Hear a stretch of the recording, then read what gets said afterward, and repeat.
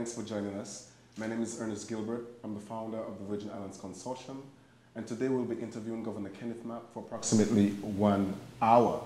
Today we're going to touch on the governor's first year in office, as well as projections for his administration moving forward. Governor, good afternoon. Good afternoon. It's a pleasure to be here. Welcome to Government House. Thank you. And so let's talk about the first year. Of course, the passage of the Acolyte Agreement. Congratulations on that. Of course, that helped propel what has been somewhat of a difficult year for you forward. You also have the passage of the Gavi bonds, and soon construction will be starting in the territory for our roads, a great portion of our roads. Looking back on your year, how would you say it was for you? Well, I think it was sort of a mixed, exciting year. A year of great expectation by the people of the Virgin Islands, and a year coming into assuming a government and all of the realities of what an assumption of a government is in whatever condition, its frailties, its weaknesses, its systemic areas that are broken, and really trying to build a path toward the vision that we articulated in the campaign. I'm pleased in looking back, and particularly our work with our federal partners, the fact that we've been able to restore tremendously our relationship with the federal government. This results in tremendous amounts of millions of dollars that have been restored. And just to give one example, the Environmental Protection Agency, through the Federal Inspector General's office, did a report of the Department of Planning and Natural Resources, which is the representative of the EPA, and found such tremendous problems within the Department of DPNR that the Inspector General recommended, for all intents and purposes, that the EPA close all of its programs within the DPNR and represent and do its work in the territory on its own. They just simply don't go through a local agency and do it. And as you may know, funding as far back as 2011 had been withheld and suspended. We made a couple of trips to the Region 2 Administrator in New York City, Ms. Judith Inc., and Commissioner Henry and I worked with Ms. Inc. Specifically, and we were very, very pleased to not only report that the EPA has not followed the recommendations of the Federal Inspector General, has expanded the programs and its work through the DPNR, and have refunded the government of the Virgin Islands close to $5 million in cash, which is already in the Treasury, and funding projects even going forward. An additional $37 million was made available to us, 16 of which is directly for the replacement of rusted and old water lines throughout the territories for the Water and Power Authority. And so these relationships with the federal government, as we have gone from agency to agency, we restored our relationships with the Department of Interior. That's given us access to $7 million, some portion of $7 million for the climate change issues having to do with infestation, health issues, infrastructure development issues in the territory, and the like. The CDC, the Centers for Disease Control in Atlanta, has become a major partner with the government of the Virgin Islands, and hopefully this month I will be able to announce a new Commissioner of Health that will come from the federal health system to be able to really restore the Department of Health and all of our federal programs that result there. So just on that aspect alone have been just exciting. On the local front, our work with the law enforcement community, the Virgin Islands Police Department, has been equally exciting. As you may be aware, the Attorney General accompanied me along with the Police Commissioner and his staff and some of my senior staff, and we were hosted by Police Commissioner William Bratton at the NYPD. The Commissioner has approved, effective January 2016, that the VIPD can send its youngest officers to train at the Police Academy in New York City. We're happy to have the NYPD as the mentor agency for VIPD, and we're going to be doing a tremendous amount of cross-training and collaboration in bringing together and modernizing our law enforcement capacity in the territory. So that's been some very powerful work. John Jay College of Criminal Justice, we're bringing them together with the University of the Virgin Islands to open up and restart the curriculum at UVI for criminal justice administration and police science courses at the University of the VI here. And so our recruitment efforts in that area, we have tremendous vacancies in our police department, tremendous vacancies at the Bureau of Correction. So we're going to really be able to move forward on that front. In the first time since we've been under the consent decree, Judge Gomez commended Police Commissioner Richards and the team at the VIPD for making tremendous progress just in this year on the issues under the consent decree. Judge Lewis has commended our Director of the Bureau of Corrections, Mr. McGrath, for again tremendous strides made in the Bureau of Correction since the 21 years that the Bureau of Correction has been under federal consent decree. So these kinds of work and efforts and collaboration are going to board the territory tremendous results as we move forward to the future. Our budget, I want to commend Senator and thank Senator Clifford Graham, the chairman of the Committee on Finance, and members of the legislature.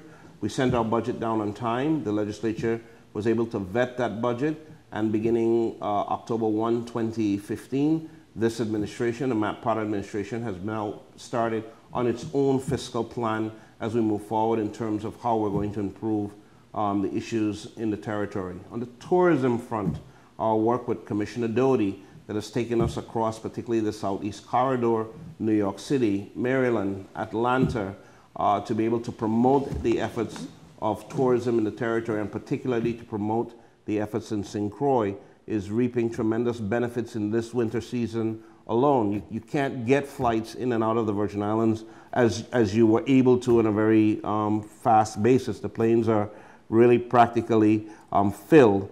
The Disney Corporation made good on its promise and was here on St. Croix and spent an entire week working with the private sector and the government as we develop a strategy for branding St. Croix as a destination for tourism in the Virgin Islands. So we're excited. I'm gonna stop because I don't want to talk for the hour, but I can talk about what we're doing in education, what has happened in education.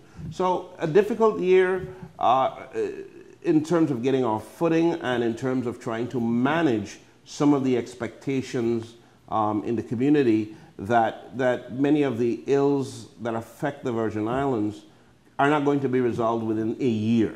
But I think that we have made significant strides in our first month. We accepted a hospital, the Wang Louis Hospital, that was on the verge of having to close its doors.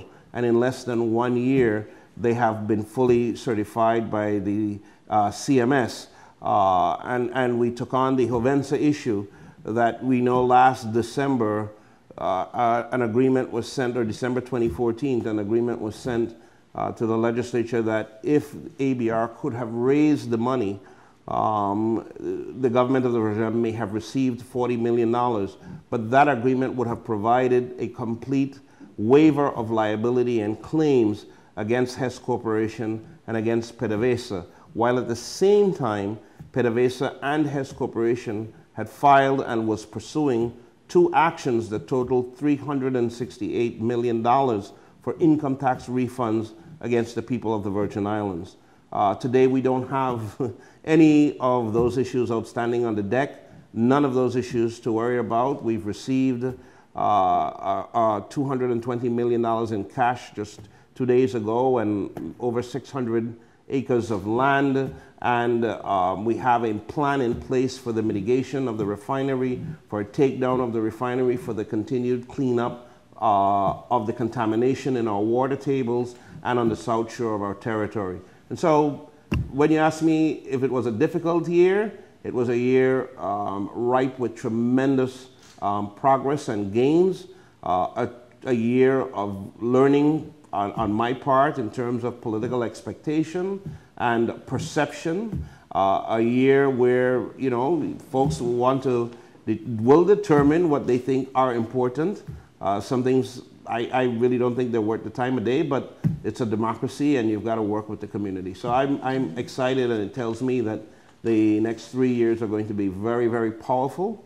I'm very, very optimistic for the people of the Virgin Islands. I am exuberant about what's going to be taking place here on the island of St. Croix with the expansion and the growth of the economy, but at the same time, a well-developed healthcare system and a much stronger and a more effective law enforcement capacity throughout the territory. Okay, so we're going to touch on some of those things you mentioned. Sure. But speaking of the same year, some will say that it was a year where you yourself did some learning. Of course, there was the scandal of the Villa Gate with tens of thousands of government funds being expended there, and the situation with some media outlets reporting credit card spending. If you could go back to 2015, are there some things that you would do differently in relation to spending? In light of you telling us at your first State of the Territory address that the islands, that we were on the brink of financial collapse, yes, yet still some of it did not correlate with the spending in relation to housing the governor. Well, I just think that's just good fodder for good dinner conversation. Let's be realistic. The government of the Virgin Islands is $1 billion annual entity, $1 billion. And you're $148 billion in the hole for your current operating budget, and all of your special funds have been exhausted. Every governor that has come into office, even if they've had shortages of their operating revenues, they've had a complete strong cadre of special funds that were filled. Workmen's compensation, unemployment insurance, so many funds we have in the territory. When I came in, pretty much all of those funds, the government had used them all up and were exhausted. So we were on the brink of financial collapse. And when you're going to juxtapose the emptiness of these funds in $1 billion entity and say that housing a governor at $12,500 a month is unnecessary spending, or the governor paying for trips to go to Washington, D.C. and introduce himself and his senior team to people like Mitch McConnell and Senator Orrin Hatch, the chairman of the Finance Committee, and the Speaker of the House, and the representatives in the Congress that have a tremendous amount to do with $400 or $500 million of monies that come into the territory, or to go to the U.S. Department of Treasury and work through the issues on the EDC companies that have resulted in them relaxing their rules against the EDC companies and reducing the number of residency days. So traveling to New York and bringing back $5 million of cash of all money to 2011 and $37 million of cash for new infrastructure improvements. Or traveling to Guam and bringing back a portion of $7 million for the climate change program, and having a dinner in New York City, or sleeping in a Ritz-Carlton hotel, or coming into Government House that you've given me to live in and expecting that I could, or any human being, would not retrofit that home for their families with new linen and new towels, that is somehow unwarranted spending. That's just fodder for good conversation. That's not realistic. If anyone believes that the president goes into the White House and use the bedding and the linen that the previous first family uses, is just being unrealistic, and that the U.S. government doesn't replace it, or in every mansion of every governor in this nation, or that we don't travel and we don't have expenses associated with travel, is just not being realistic. And so you will not go back and change anything? I may do that differently. What I can say to you, in November, I believe we looked at it. I stayed in St. Thomas maybe 15 days out of the month in November, and my hotel bills exceeded $13,000. So what is an expectation? There is no question that every state and territory houses governors. And I came into a situation where the home for the governor in the capital is not available. What is the expectation? What am I to do? Tell me. What is your recommendation? Well, I think recently in the Senate last year, they said that a home was identified for the governor. Was that, I think it was... Well, that was last month. Okay, I'm sorry. The home has been identified, so there's now a residence for the governor in St. Thomas? Well, there is an authorization coming that will allow the government to acquire a proper home for the government. That wasn't available in January. And I understand that, but prior to that, yes. I think Mr. Knight said that they had identified a rental property for you to live in, and then that went cold. No, I think there's a confusion on the issues. Okay. The legislature recently, in a bill, which has not even arrived at my desk, authorized the purchase of a residence.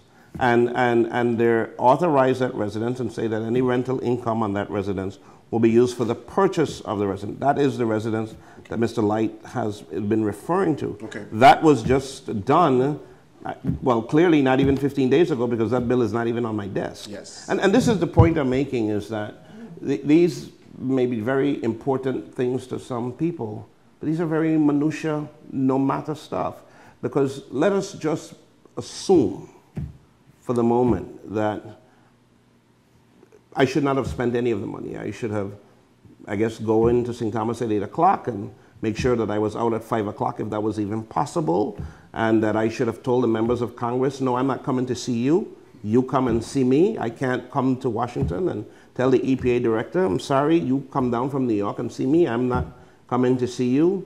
I think what we've accomplished in a year, in terms of new dollars that have been brought into this treasury before our first anniversary, have certainly covered the cost of any expenditure I may have made or that the Lieutenant Governor have made. And I think anybody who runs a business will tell you whether the efforts that we have expended in this year, whether we've been able to bring value back to cover that. And so these minutia discussions are time-consuming, but very worthless, very worthless to the interests of the people of the territory. So let's move forward. Sure. $220 million, you said the government received it 2 days ago. Yes. Some have been expended already, $22 million for tax refunds for the people of the I certainly can spend, can't I? Well, you know, spending is good sometimes, but here's the question. Senator Kudvili said that he would love at least $50 million to be earmarked for a project here, preferably a hotel project, being that the refinery is here, the people of St. Croix, you know, have been affected the most. Is that something that you are in alignment with, or do you have, are you thinking along the same lines? Well, I met with the senators a couple of days ago to talk about these dollars and the financial situation of the government, and I was able to, I think, to express very clearly that these monies will go a long way in providing us some much needed time to get our financial house in order. I agree that there are a number of projects that the government will and can undertake, and what I try to convey to members of the legislature is that we shouldn't really look at the source, meaning that we've received these cash dollars and they can go into the operating expenses, they can go to pay a number of dollars that are owed by the hospitals to the Water and Power Authority and Public Works for street lighting. We're going to announce on Tuesday the beginning process of bringing government employees in line with their contractual arrangements. But at the end of the day, we believe we may not have to go to the capital markets for the next 3 fiscal years to borrow money for operating expenses. We will go to the capital markets because we will be borrowing money for significant investments in our infrastructure. I hope to, and I don't want to sort of jump before my State of the Territory message, but we're going to talk about a major project for St. Croix that will far exceed $15 million for a hotel. We're going to talk about investments for infrastructure, for sports tourism, and how that will affect St. Croix and affect the territory. We're going to talk about how we're going to have $100 million that we're going to invest in our road systems in St. Croix, in St. Thomas, and St. John. So I agree, and I have my commitment is to work with members of the legislature as we move these projects forward and we move projects that the legislature itself have primary interest in, and how we will come together to figure that out. But I've asked that we not try to look at just this pool of money. This pool of money frees up resources to do things that we need to do that we weren't able to do in the past. And if we just focus that you have to take the penny out of that drawer as opposed to getting it out of this drawer, then we're not focused really well. Okay. Next question was in relation to breaking news. You know, members of the administration have said, you know, the best is yet to come for the administration. Can you break some news today? What is part of the best is yet to come? Well, it's all part of the process of the vision that we articulated in the campaign.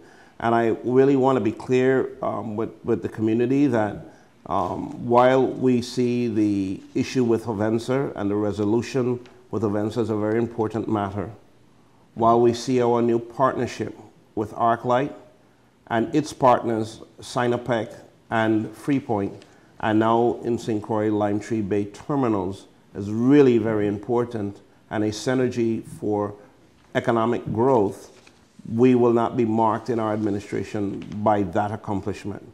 There are bigger and brighter things on the horizon that we're working towards too. And if 2015, and particularly how we're closing 2015, and a number of the things that I spoke to you about, these are things we've been announcing all through 2015, but you know, as you say, the cost of an ice cream cone was more important than $5 million from the EPA, or $37 million from the EPA.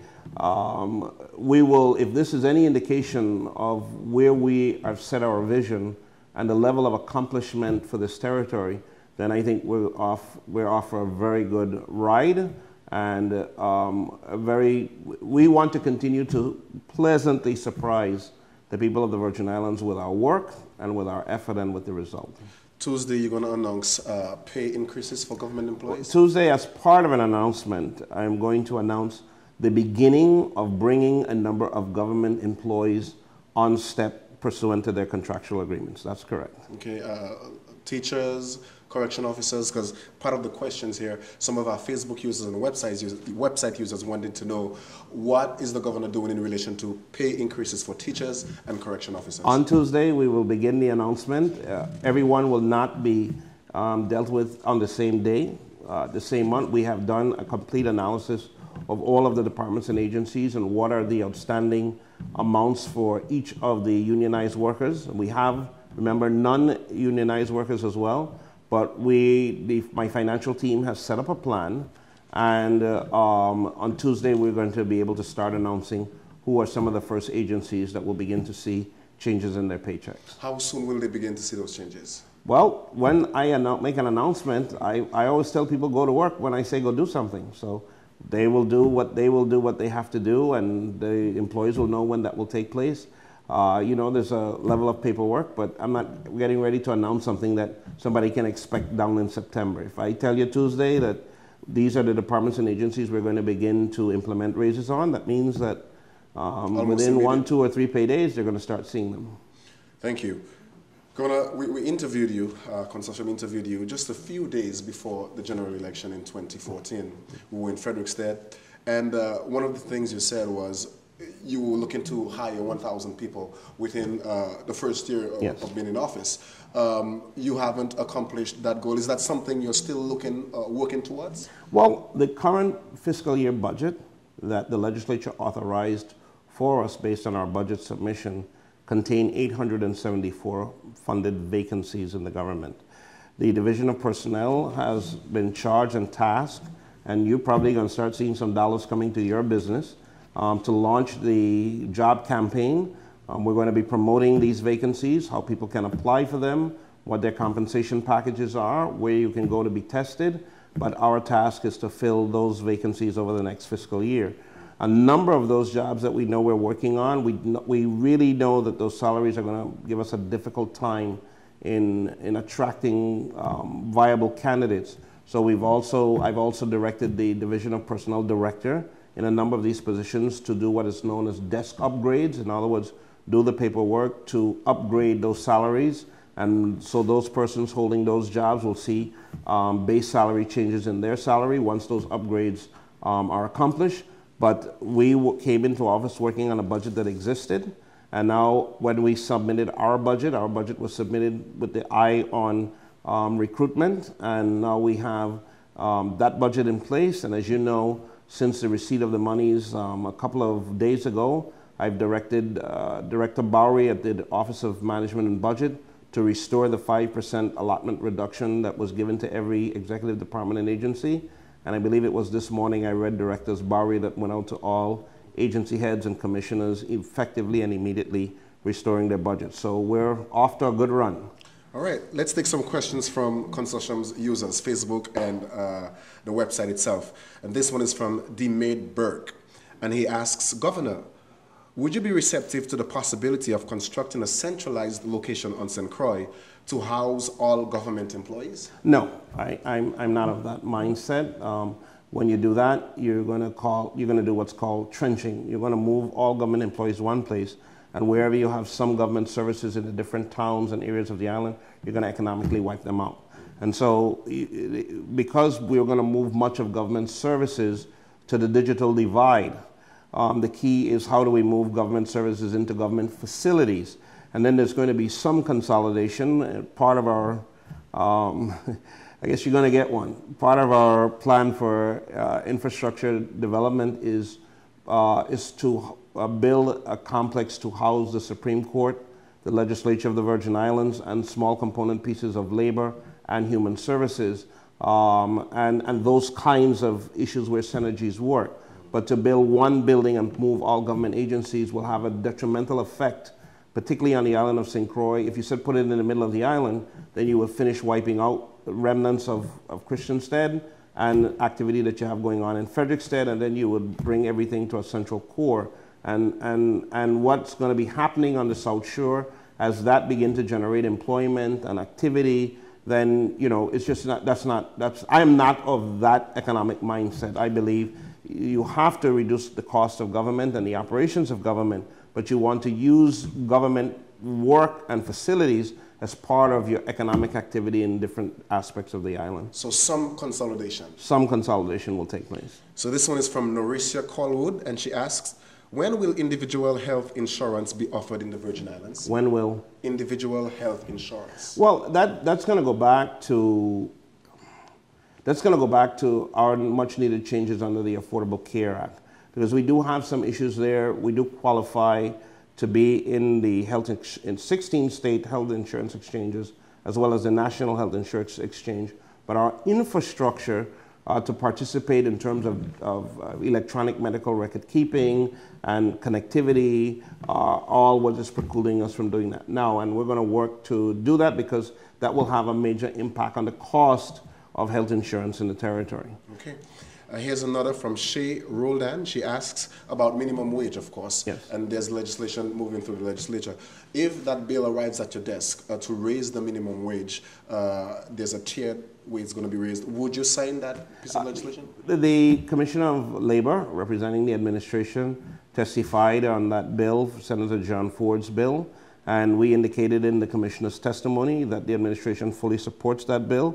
And if it arrives on when it arrives on my desk, particularly in the way it was constructed, I have every intention to approve it. Okay. In addition, over 20 years, the Wage Board, which set wages in the Virgin Islands, we've never filled the members of the Wage Board so it could operate.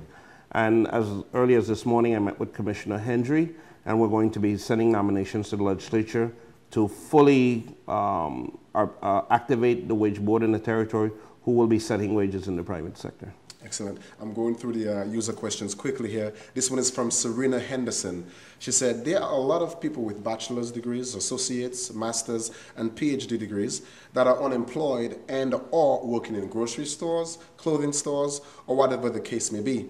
And she said that's including herself also. And she said they're trying to get within government, but she realized it's a situation of favoritism. Is that so? And are there efforts by the Mapp administration to try and get rid of such attitudes in government? Well, again, there's been a very, very long time that government has not had open vacancies and funded vacancies in the territory. The government came down from, I believe, Governor Turnbull's the beginning of Governor Turnbull's term. There were roughly around 11,000, close to 12,000 government employees territorially. We're down to 7,200. So there's been much retrench in the number of government employees. But government is now at the stage where it is so on demand in area and in services, while we have to reinvigorate and hire government employees. And our beginning process of having over 874 funded government vacancies contained in this budget, I would really urge her to go now to the Division of Personnel. They don't have to wait for an ad campaign. If they have master's and bachelor's degree, we may not be paying the best salaries now. Let's say we have 150 vacancies for teachers. We have vacancies in the Department of Human Services, vacancies at the Department of Labor, tremendous vacancies at the Department of Health. So I would really urge many of these folks to go and visit the department, the Division of Personnel, and you can visit the Division of Personnel digitally, because you can go to the Division of Personnel's website. You'll see a number of those vacancies there. You can begin to apply there. If you apply for a job that requires testing, it will give you the information of how the test will happen and the time and the date. But don't wait for the ad campaign to kick on. And I'm told some people, I've said to the Director of Personnel, I have not seen my campaign. I don't get to the radio in the mornings. I don't get to TV and all that stuff. I don't get to listen to talk shows. But I have, somewhere I should run across it.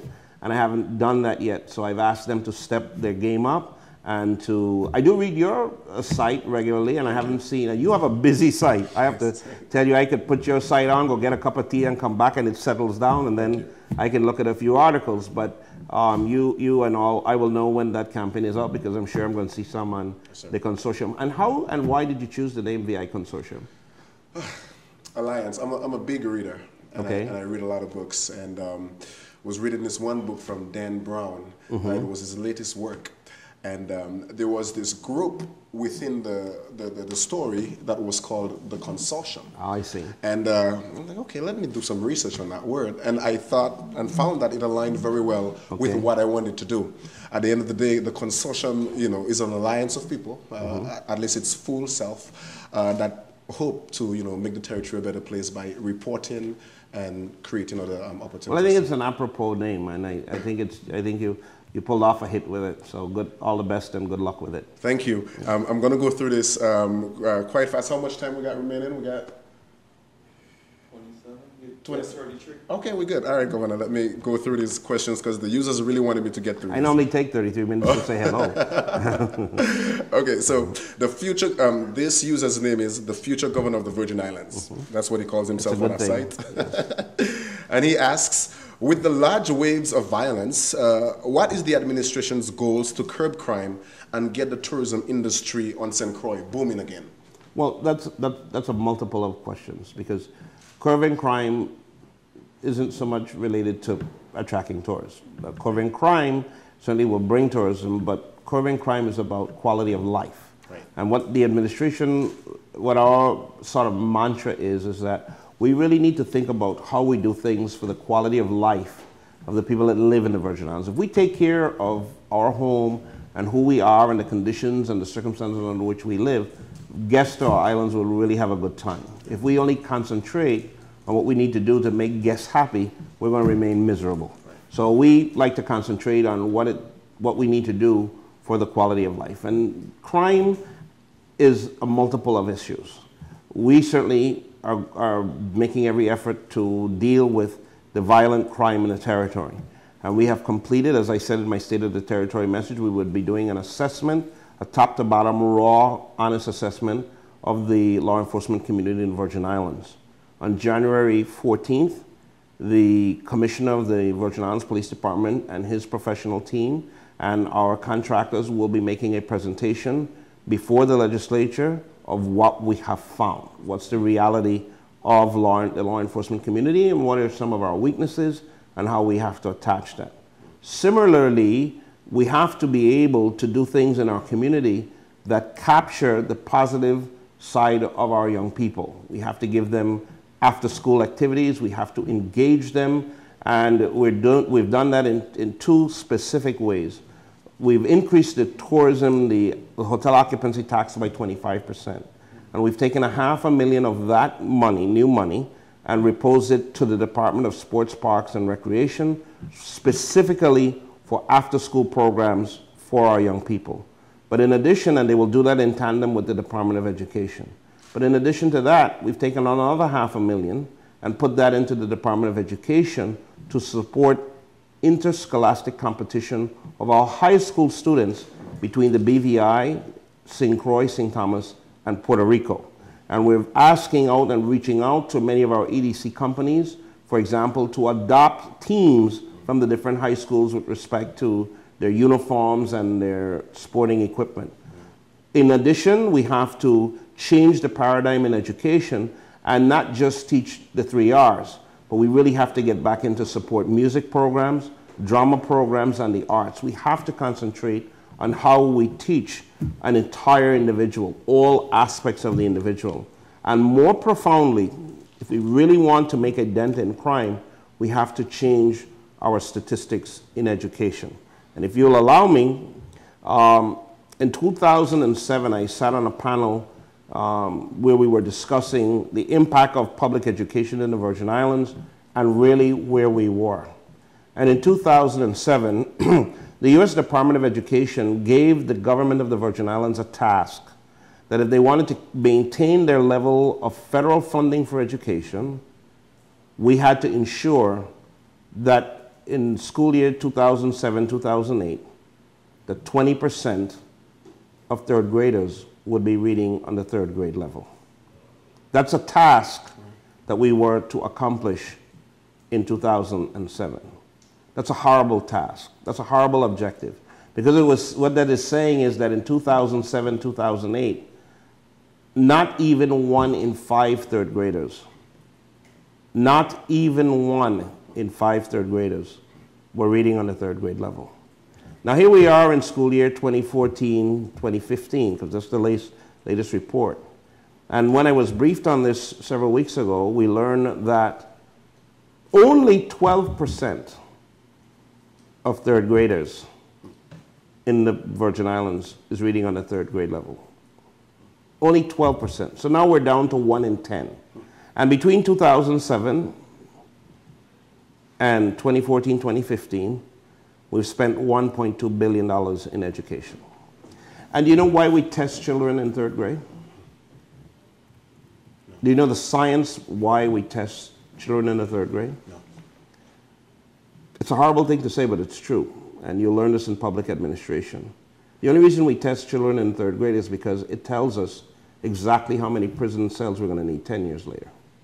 Because we know that for a matter of science and a matter of fact, that 60% of black and Hispanic males that do not graduate will be in prison before they're age 30. They will see the prison system by the time they're 30 years of age. And so when we look at our result today that less than 1 or about 1 in 10 3rd graders are reading in the 3rd grade level, what is going to happen up the road? We know many of them aren't going to make it out of 7th grade, more aren't going to make it out of 8th, and very many more aren't going to make it out of 9th. None will make it out of 12. And in our community, the black and Hispanic community, our children that test and read at the 3rd grade level, their achievement and their success in life is superior. And so for us in the Virgin Islands, solving and closing that gap is profound because we're concentrated in the U.S. Virgin Islands, which means that the crime will be more significant upon us and the success could be greater if we achieve that level. So we've tasked Dr. Sharon McCollum, our Commissioner of Education, with making sure we close that gap. And she is bringing to the table how we're going to define and address that issue. We know that we have to support our teachers. We know we have to pay our teachers better. We know we have to invest in the infrastructure and the buildings of our schools. But most importantly, and the community must buy this, is the parents must get involved in the education of the children. The children can't do it alone. A bag of Doritos and a computer game can no longer be a babysitter for a child. Right. Parents must engage with their children. They must become a part of their children's activities. There are things we're going to be doing in sports park and recreation with the Department of Tourism and the Department of Education. And we're going to say, in order for children to participate and be involved, parents must be involved and participate as well. Excellent. 2 more user questions, and then I got 2 more questions to close. This one is from Shamara Patterson, and she asks, Governor, with the recent deal with ArcLight, do you plan to take some of those proceeds to address some of the promises and issues Hovenza left behind? For example, there was a contract made for 31 students to return to the island after finishing college to work. Due to the closing of the facility, that contract could not be fulfilled. Many of the students who were part of the contract ran into problems financially and emotionally. What is the government's plans to address this issue?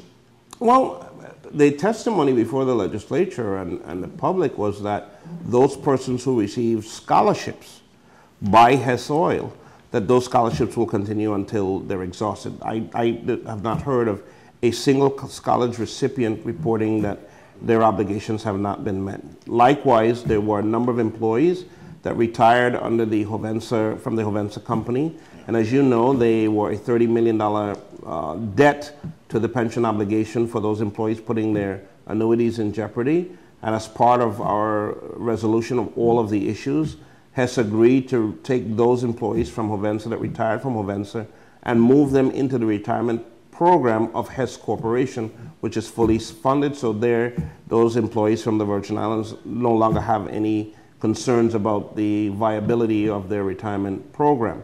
I'm not aware of any contract that exists for the graduates from the scholarship program to work at Hess. The scholarships are, you know, when the students have finished their education, they're free. Those scholarships were won based on academic achievement and the process that was decided on how folks would receive scholarships. And as long as Hess, and it has committed to fund those scholarships to the end, that's what will occur. Now, under the Lime Tree Bay, the operating agreement with ArcLight, $200,000 will be made available each and every year for scholarships for students in the Virgin Islands. So we're going to continue on that process. One more user question, and it's from Danica Miller Charles, and we also got this question from multiple users. Is it possible to inquire as to what plan of action the governor has in terms of getting the audits processed in a more timely manner? I mean, it's a bit ridiculous that a file sits for almost an entire year unassigned, especially if it's a file wherein the taxpayer has submitted all requested information. Now, we've got this from multiple users. They've been audited by the government, and it takes forever to get their situation processed. Is there any lack of employees? Lack of employees. Again, a government that was strained under financial resources and simply did not have the monies to hire the people to do the job, and more unfortunately, did not even have the money to send the folks for training. Under Director Pickering, again, you will find as part of the vacancy pool, we funded tremendous positions at the Bureau of Internal Revenue, and I must commend the director for all of his efforts. He's now sending employees off for training and bringing folks in and training our audit staff so that not only do we do timely audits, but we have competent people doing the audit, and he's working to digitize the BIR, because we are looking forward to the day to announce to the Virgin Islands community that you can now file your income taxes with the Bureau of Internal Revenue online. Excellent. Two last questions from me, Governor. Sure. Just this morning, I assumed it was you who put a post on your own page, yes, in response to a press release that Senator Janet Millen-Young issued.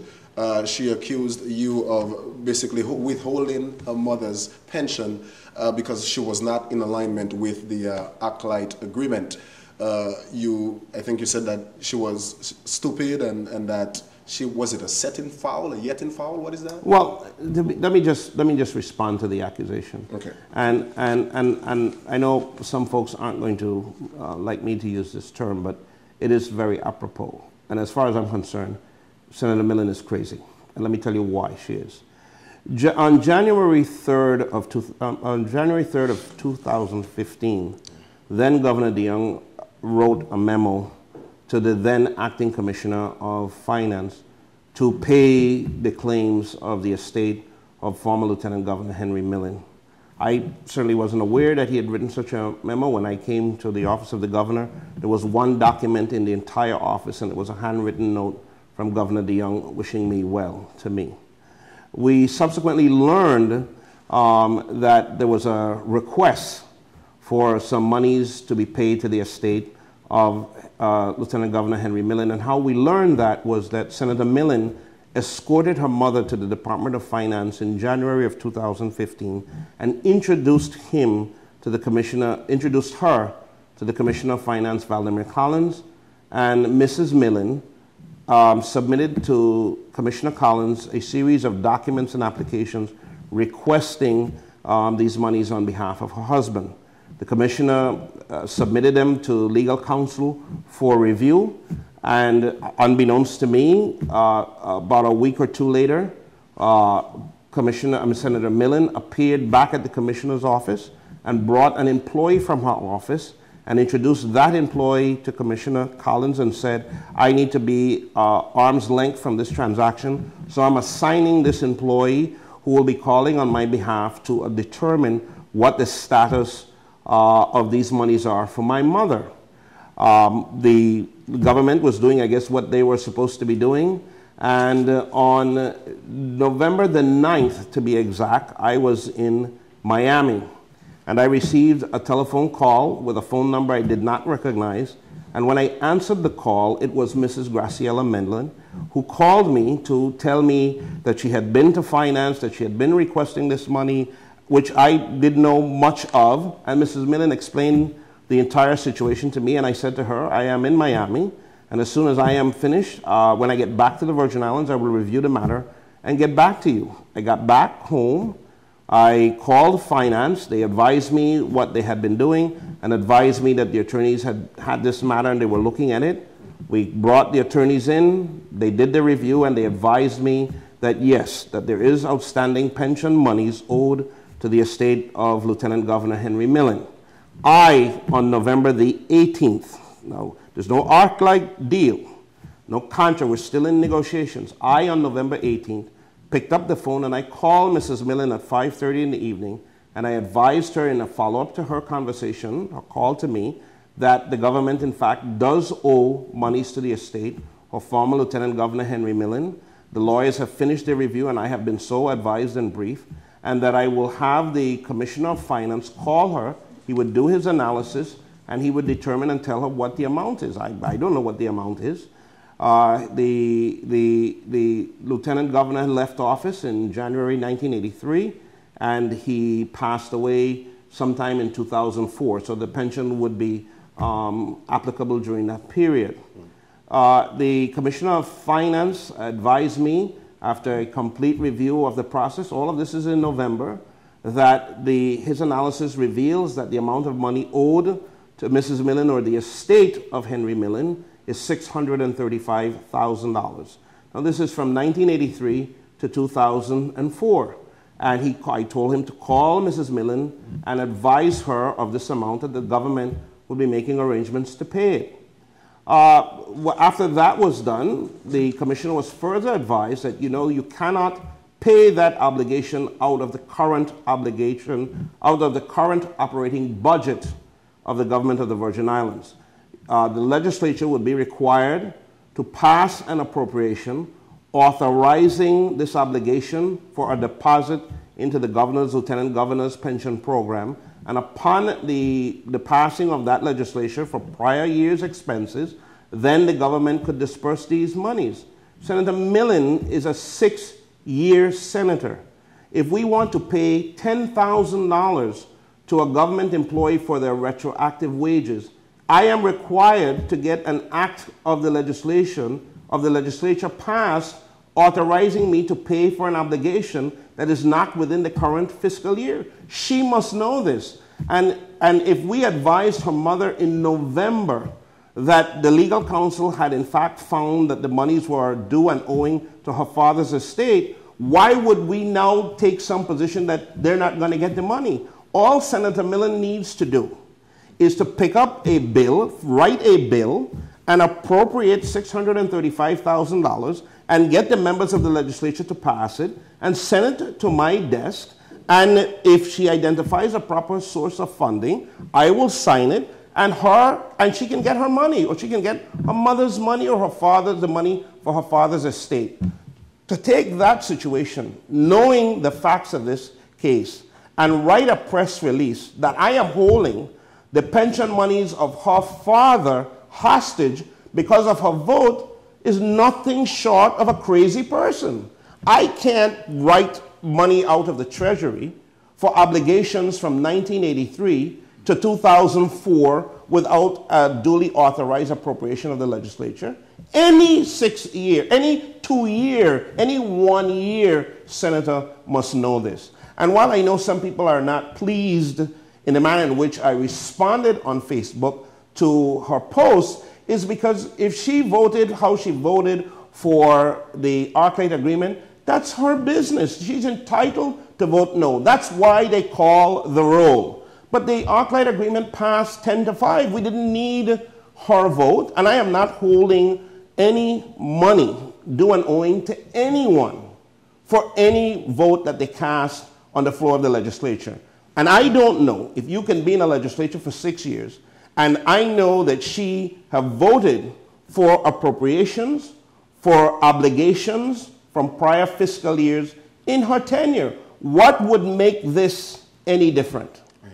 And how else could I describe her behavior than that of crazy for her to go out and write a press release and say, I am holding something hostage for which she knows I have no legal basis under which the Commissioner of Finance could release more than $500,000 out of the Treasury for obligations between 1983 and 2004. So what would you describe it as? Yeah, it's definitely confusing why she would release such a press release. You know, she claims that as I read it, that I took umbrage at the fact that on the day of the ArcLight vote, she stood on the floor of the legislature and indicated that I have something personal with a member of her family. And I took serious umbrage with that because I have nothing personal with any member of her family. And if you are talking about why you vote for something, why would you say I have something personal with your family? Right. The senator in her press release tried to accuse Commissioner Collins and myself of attempting to bribe her. I take that as a serious offense because she's saying that both the commission and I are committing crimes that are serious. Those are federal felonies. People go to jail for that. And then in the very same breath, in the press release she sent that was printed in your media outlet following her vote, she said she had not spoken to anyone about ArcLight and she didn't attend any of the meetings to discuss ArcLight. And so who did she have this conversation with that was attempting to tell her that if you vote X, you're going to get Y? Who did this? And I challenge her. I challenge her to bring her mother to the forefront, that her mother reached out to me on November the 9th, and that I provided her mother with a response of the legality of this debt on November the 18th, and I sent the ArcLight agreement to the legislature on December the 1st. I have not visited that issue, had any conversation on that issue, had any discussion with any official of this government on that issue since my conversations back in November the 18th. And if the senator doesn't understand the law and doesn't recognize the law, and let me just say, in fairness to her, maybe she doesn't know. Maybe she has been in the legislature for 6 years and do not know that any prior year obligation of the government of the Virgin Islands, whether it be rent, whether it be a pension, because this doesn't come from the government employees retirement system. This comes from the general fund of the government of the Virgin Islands. Any retroactive wages to any employee, the legislature must pass an appropriation authorizing the disbursement of taxpayers' money in a current fiscal year for prior year expenses. It's just that simple. Governor, thank you very much. My time is up. You're very welcome. It was a pleasure. Thank you. As always. All right. Thank you.